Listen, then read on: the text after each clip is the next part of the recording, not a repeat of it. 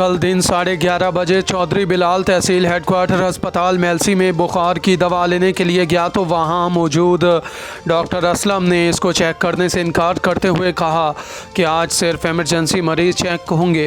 तुमको तो बुखार है, कोई इमरजेंसी तो नहीं, जाओ कल आना, अभी चले जाओ और जो तुमसे होता है कर लो, मैं तुमको चेक नहीं करूँगा। गरीब आदमी जाए तो कहाँ जाए।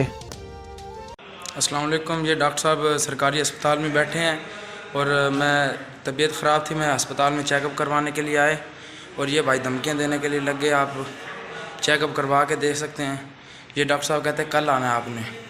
ठीक है, शुक्रिया। एमरजेंसी वो ऑफ है, वो डोर ऑफ है।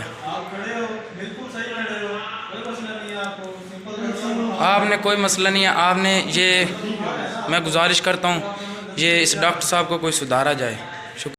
अस्सलाम वालेकुम। ये डॉक्टर साहब सरकारी अस्पताल में बैठे हैं और मैं तबीयत ख़राब थी, मैं अस्पताल में चेकअप करवाने के लिए आए और ये भाई धमकियां देने के लिए लग गए। आप चेकअप करवा के देख सकते हैं। ये डॉक्टर साहब कहते हैं कल आना है आपने।